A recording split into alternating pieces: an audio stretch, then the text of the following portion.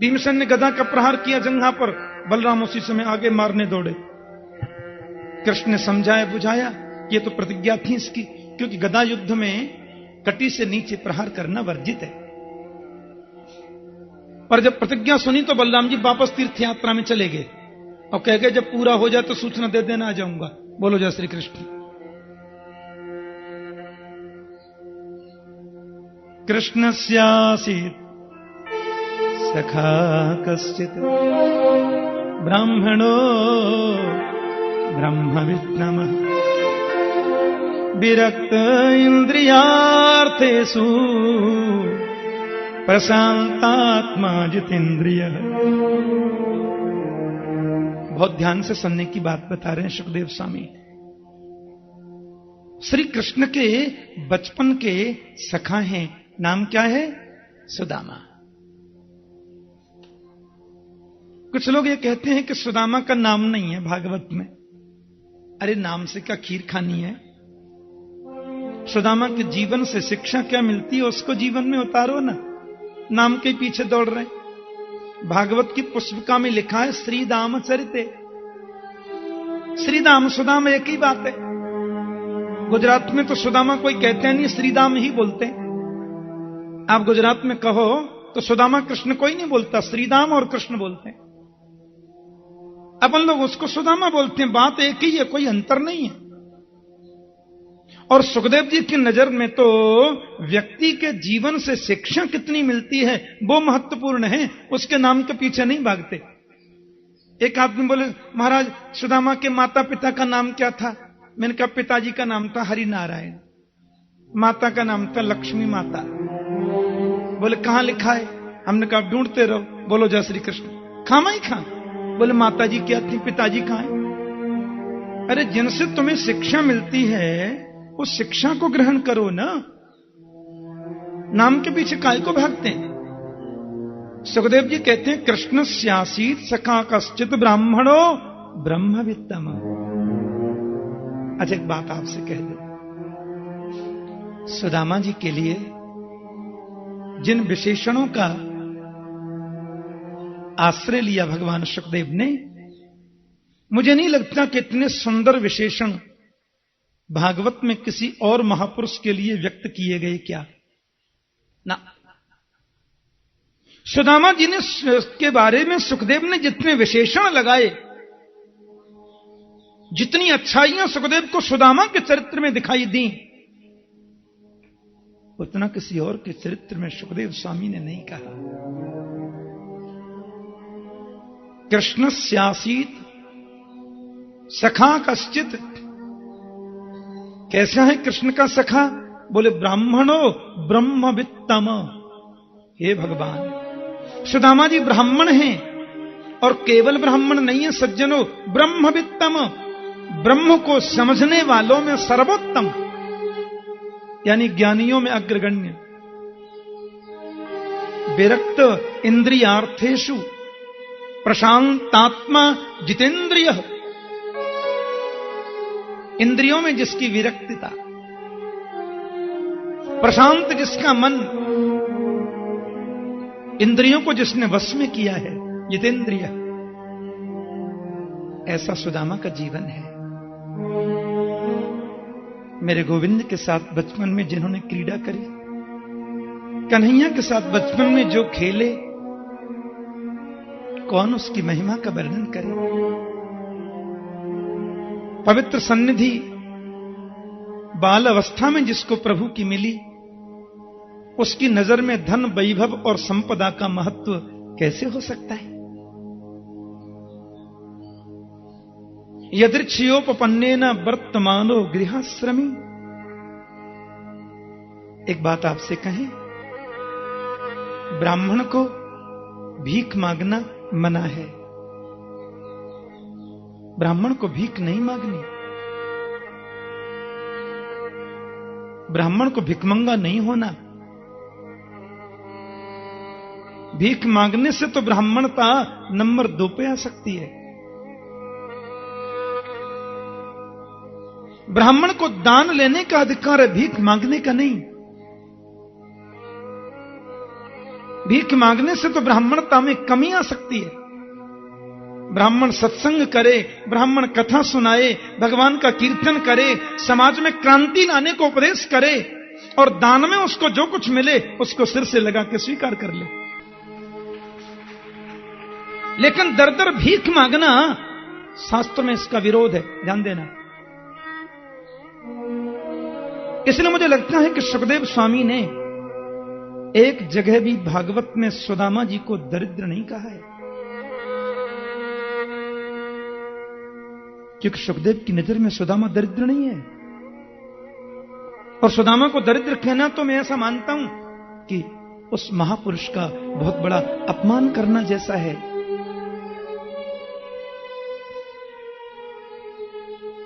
और सुदामा तो दरिद्र है भी नहीं।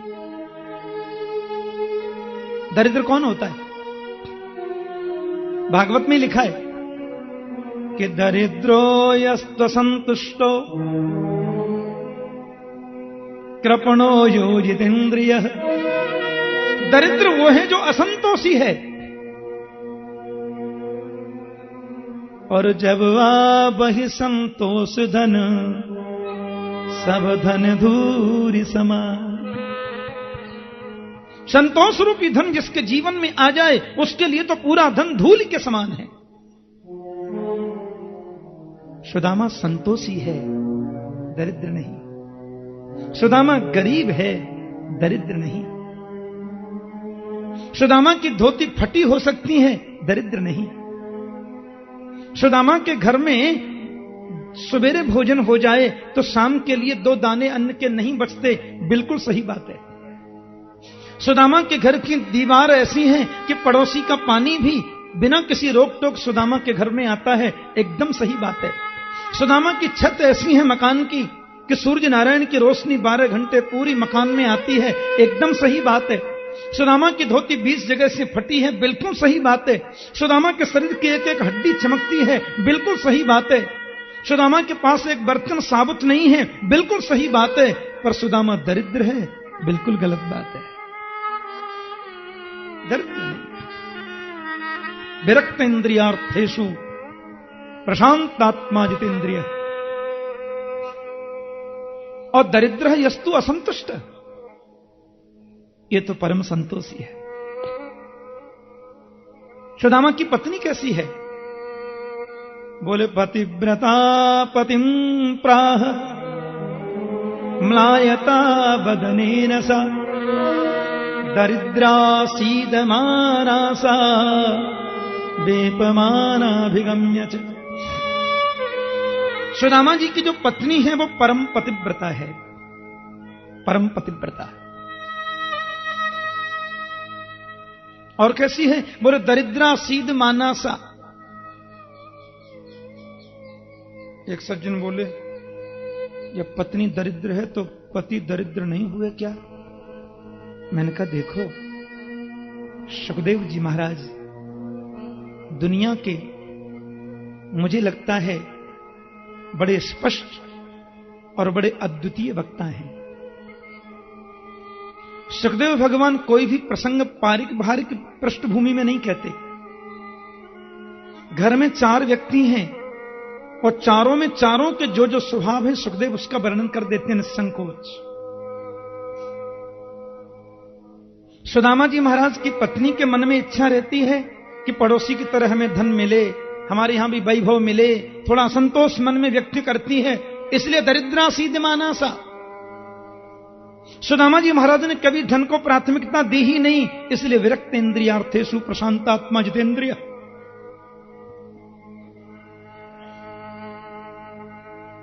फिर बोले महाराज भागवत में तो सुदामा स्वयं कहते हैं क्वा हम दरिद्रो पापी यान क्व कृष्ण श्री निकेतन। कहां मैं दरिद्र पापी, कहां लक्ष्मीपति श्री कृष्ण। आपने सूरदास जी की कविता पढ़ी है? तुलसीदास जी की कविता पढ़ते होंगे। सूरदास जी लिखते हैं मौसम कौन कुटिल खल कामी। अब आप बताओ सूरदास जी कुटिल हैं? सूरदास जी खल हैं? सूरदास जी कामी हैं? अरे ये तो भक्ति का वैशिष्ट्य है कि भक्त अपने आप को दरिद्र कहता है, कुटिल कहता है, कामी कहता है। हो हरि पतित पावन सुने, हो पतित तुम पतित पावन, दोहु बानक बने। सूर कहते हैं मैं पतित हूं, तुम पतित पावन हो। सूरदास पतित हैं, वो निकृष्ट हैं, वो नीच हैं। एक जगह तो वो कहते हैं ऐसो नमक हरामी, हे भगवान। सूरदास अपने आप को नमक हरामी बोलते हैं, नमक हरामी हैं। ये भक्त की दीनता है। क्वाहम दरिद्रो पापी यान, को कृष्ण श्री निकेतन। सुखदेव की भाषा में सुदामा दरिद्र नहीं है। सुखदेव तो कहते हैं विरक्त इंद्रियार्थेषु प्रशांतात्मा जितेंद्रिय। अच्छा, कभी मान लो सत्संग नहीं हुआ, कथा नहीं हुई, सुदामा की फैक्ट्री तो चलती नहीं, परिवार चले कैसे? बोले दान में जो मिल जाए उसे सहर्ष ले लेते। और कभी नहीं मिलने पर, खेत कट जाने पर सिलोंच वृत्ति से भी काम कुछ दिन चल जाता। कई दिन पानी पी के ही निकाल देते, पर मांगते नहीं किसी से। उपनिषदों में कथा आती है, कोई महात्मा थे, कोई संत थे। प्यार से बोलो जय श्री कृष्ण। उपनिषदों में आती कथा। महात्मा जी को एक कौड़ी पड़ी हुई मिल गई। माने 6 कौड़ी का 1 पैसा, 6 पैसे का 1 आना, 16 आने का 1 रुपया, ऐसे चलता था ना पहले। तो माने पैसे का जो 6वां भाग है उसको कौड़ी बोलते थे। महात्मा ने कौड़ी लेके कमंडल में रख ली। लोगों ने कहा बाबा इस फूटी कौड़ी का क्या करोगे तुम? बोले कोई दरिद्र मिलेगा तो दे दूंगा, दरिद्र के काम आएगी। महात्मा सारी दुनिया में डोल रहे हैं, भ्रमण करते हैं, लेकिन कोई दरिद्र दिखता ही नहीं। एक दिन महात्मा जी ऐसे ही जा रहे थे भाव से। लोगों ने कहा बाबा रास्ता छोड़ो, जल्दी करो। बोले क्या हुआ? अरे हमारा पूर्व दिशा के राजा ने पश्चिम के राजा पर चढ़ाई कर दी है, जल्दी करिए। क्यों? बोले वो पश्चिम का धनी है, उसको लूट कर धन अपने खजाने में। क्यों? इसके पास धन नहीं है क्या? बोल धन तो है, पर उस राजा का धन और लूट कर अपने को बढ़ाएगा। महात्मा बोले मिल गया। बीच रास्ते में खड़े हो गए और वो राजा जा रहा था, रास्ता छोड़िए, मेरे को जल्दी जाना है, मेरी सेना निकल गई। महात्मा बोले राजन रास्ता तो छोड़ेंगे, जरा ऐसे हाथ करना। और जैसे राजा ने हाथ किया, संत ने वो फूटी कौड़ी निकालकर उसके हाथ पर रखते हुए कहा तुमसे ऊंचा दरिद्र मैंने दुनिया में नहीं देखा। बोलो जय श्री कृष्ण। एक अरबपति व्यक्ति यदि असंतोषी है तो उसको दरिद्र कहा जा सकता है। एक नितांत विपन्न परिवार में, गरीब परिवार में रहने वाला व्यक्ति यदि संतोषी है तो वो दरिद्र नहीं है, गरीब हो सकता है। गरीब होना अलग बात है, विपन्नता होना अलग बात है, दरिद्रता तो भिन्न बात है। दरिद्र यस्तु असंतुष्ट। सुदामा जैसे महान तपस्वी, सुदामा जैसे महान ज्ञानी, सुदामा जैसे वेद निष्णात ब्राह्मण को दरिद्र नहीं कहा जा सकता। और क्रांति तो तब आ गई जब 5 दिन तक चूल्हे में अग्नि ही नहीं जली। पत्नी बेचारी जाती और पतिदेव को पूजा में देखती तो लौट आती। मैं क्यों विघ्न डालूं, भजन में बैठे, कुछ लिख रहे हैं, समाधि में हैं। पर आज पत्नी से रहा नहीं गया। सुदामा के पास आई, प्रणाम करती हूं। देवी बोलो। आंखों में आंसू थे। क्या है? एक निवेदन करना था। क्या? बोले आपको याद है कि ननु ब्रह्मन् भगवत सखा साक्षात् श्रियपति ब्रह्मण्यस्य शरण्यस्य भगवान सात्वतर्षभ। आपके बचपन के बाल सखा श्री कृष्ण आजकल द्वारिका के नाथ हैं। सुदामा ने कहा कैसी याद दिला दी तुमने। अरे केवल मेरा बाल सखा, बचपन का मित्र नहीं है, लंगोटिया यार है। संग रहते थे, संग खाते थे, संग पढ़ते थे। देवी आजकल वो है द्वारिका का राजा, मैं अपनी झोपड़ी का राजा। पत्नी बोली, आपको कभी उनसे मिलने का मन नहीं होता? सुदामा बोले, क्या मिलना है देवी, उसका स्मरण बना रहता है, मेरे पास ही तो है। बोली, अजय ऐसे पास से क्या फायदा है? मैं तो इसलिए कह रही थी कि दास्यति द्रविणम भूरी सीदते ते कुटुंबिने, यदि वे बहुत प्रसन्न हो गए तो आपको धन दे देंगे, आपके कुटुंब पर प्रसन्न होकर। सुदामा ने कहा, धन की कामना से भेजोगी तो जीवन में नहीं जाऊंगा, धन के लिए मैं किसी के जाने वाला नहीं देवी। हाँ, दर्शन के लिए कहो तो अयम ही परमो लाभ हो उत्तम श्लोक दर्शनम, यही तो जीवन का परम लाभ है कि उत्तम श्लोक कृष्ण का मुझे दर्शन हो जाएगा, उत्तम श्लोक मुरलीधर का मुझे दर्शन प्राप्त हो जाएगा। सुदामा जी जा रहे हैं, बोले, अत्यप्युपायनम किंचित गृहे कल्याणी दीयताम, यदि तुम्हारे घर में कुछ है तो ले आओ, आप स्नान करके आओ ना। सुनो, धन की कोई बात नहीं, मैं अर्धांगिनी हूं ना, और मेरे को तो फल तभी मिलने वाला है ना जब आप शरीर से दर्शन करने जाएं, और शरीर से दर्शन करने जाएंगे तो अर्धांगिनी होने के नाते मुझे आधा फल मिलने वाला है ना जी, इसलिए मैं। अरे देवी, तुम्हारी जैसी पत्नी तो भगवान सबको दे, गोविंद से मिलने की प्रेरणा देती हो, यही तो जीवन का परम लाभ है कि गोपाल का दर्शन हो जाए। मैं जाता हूं, लेके आओ कुछ। अब पत्नी मन में सोच रही है कि मेरे पति तो महान त्यागी हैं, ये द्वारकाधीश के पास में जाएंगे और द्वारकाधीश इनको गले लगा के पूछेंगे, कैसे हो सुदामा? मेरा पति एक ही जवाब देगा कि मेरे समान सुखी संसार में दूसरा कोई नहीं है, यही बोलेंगे, मेरे समान सुखी कोई नहीं है। लेकिन द्वारकाधीश को पता कैसे चले कि सुदामा के घर एक मुट्ठी चावल भी नहीं है? इसलिए सुदामा की पत्नी 4 घरों से एक एक मुट्ठी चावल लाई। सुदामा जैसे महापुरुष की पत्नी जरा सा इशारा कर दे तो बोरी की बोरी चावल आ जाए 1 मिनट में, मांगना तो मना था। फिर वो 4 घरों से एक एक मुट्ठी क्यों लाई? क्योंकि वो जानती है कि मेरे पति तो बोल देंगे हम तो बड़े सुखी हैं, पर द्वारकाधीश को ये बताऊं कैसे कि मेरे घर एक मुट्ठी चावल नहीं? तो 4 घरों का चावल यदि एक एक मुट्ठी आप लाएं, अलग अलग दिखाई देना, कुछ चिकटा चावल, कुछ पीले चावल, कुछ धान के चावल, कुछ टूटे चावल, ताकि प्रभु समझ लें कि एक मुट्ठी चावल भी इसके घर में नहीं है, और वह भी ऐसे कपड़े में बांधा जो एक विलस्त कपड़ा भी 5 जगह से सिला और फटा हुआ। सुदामा ने तो रख लिया बगल में और बोले, सुनो, द्वारिका जाने का मेरा बिल्कुल मन नहीं है, मैं द्वारिका जाना नहीं चाहता, पर तुम्हारे भाव का मैं अनादर कैसे करूं? फिर मुझे लगता है अयम ही परमो लाभो उत्तम श्लोक दर्शनम। सुनो, खूब भजन करना, मैं शीघ्र आऊंगा। और सुदामा जी वहां से चावल लेकर के गए, मार्ग में संत मिल गए, सत्संग करते जा रहे हैं, एक जगह रास्ता भी भटक गए तो दूर भी चले गए, बड़ी भारी नदी आ गई, पार कैसे करें? सुदामा बोले, पामन में तो अब शक्ति ना रही, और नदी हे भगवान, एक केवट आ गया, अरे भाई कोई जाने वाला है? सुदामा जी बोले, जाएंगे तो सही, पार लगा दोगे का?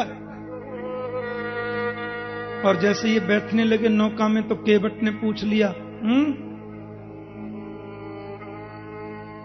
कुछ है भी कैसे ही बैठ रहे हो? सुदामा जी बोले, पैसा तो पास में है ना, ऐसे तुम हमको पार लगाओगे ना, पधारो, हमें जानो ही ना है, आइए आप जैसे को बिना पैसे ही पार लगाता हूं। सुदामा जब बैठ गए ना, केवट थोड़ा विनोद करने लगा, पंडित जी माफ करना, कहां जा रहे हैं आप? बोले, द्वारिका के नाथ जो श्री कृष्णचंद्र जी महाराज है ना, वे हमारे बचपन के सखाए भैया, तो बिन को दर्शन करवे जा रहे हैं। आपके मित्र द्वारकाधीश तन पे न लगता और चल दे कलकत्ता, तू कहां जाने मेरो कन्हैया वस्त्र नाए देखे।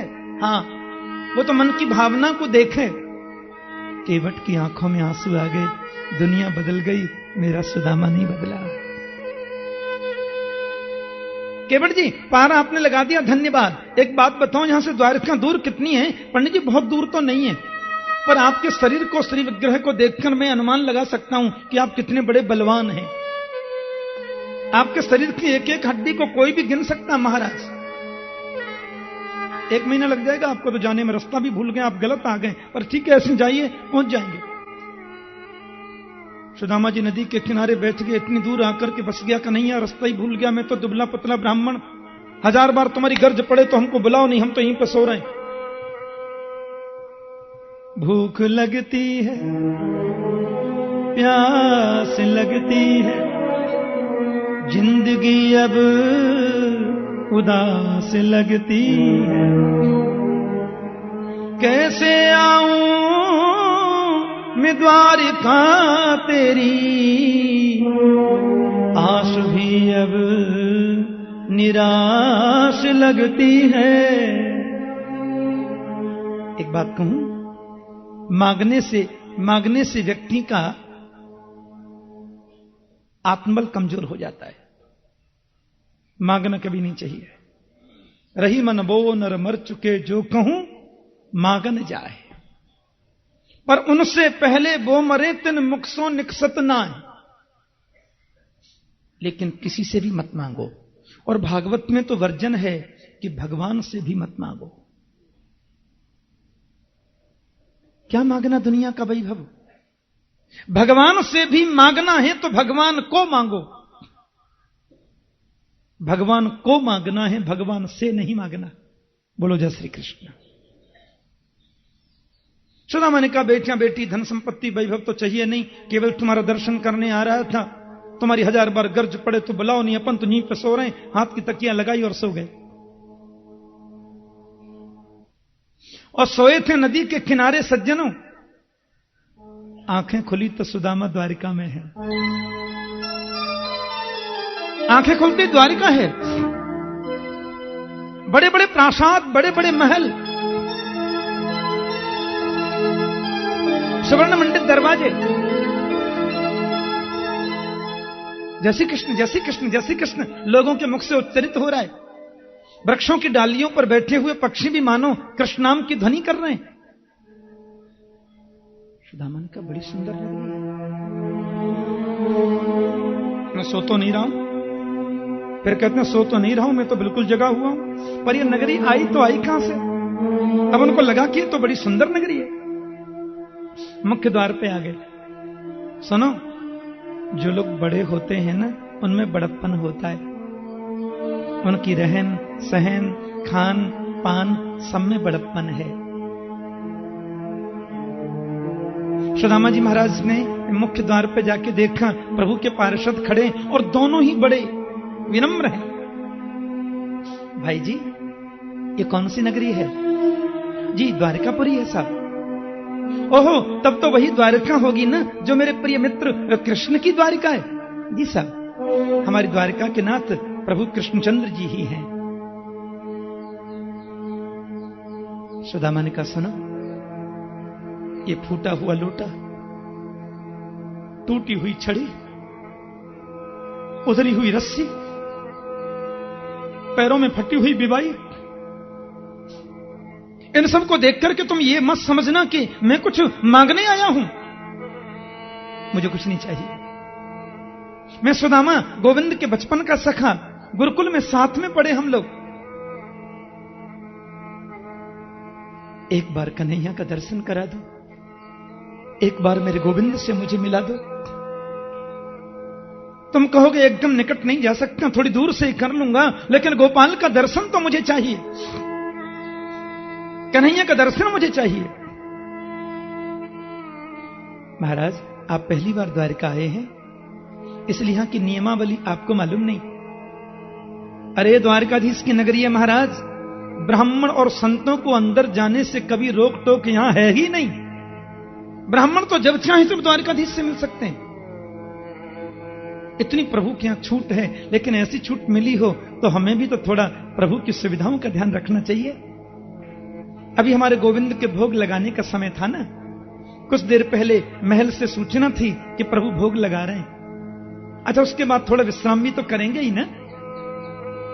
आपको बहुत बुरा न लगे, आप यहां 2 मिनट विराजिए, अभी जाके हम प्रभु से प्रार्थना करते हैं और उनके आदेश को आपसे कह देंगे। आपको बहुत बुरा न लगे तो बैठिए। सुदामा बोले हाँ तुम जाओ, बस इतना बोलते ना सुदामा आया बस।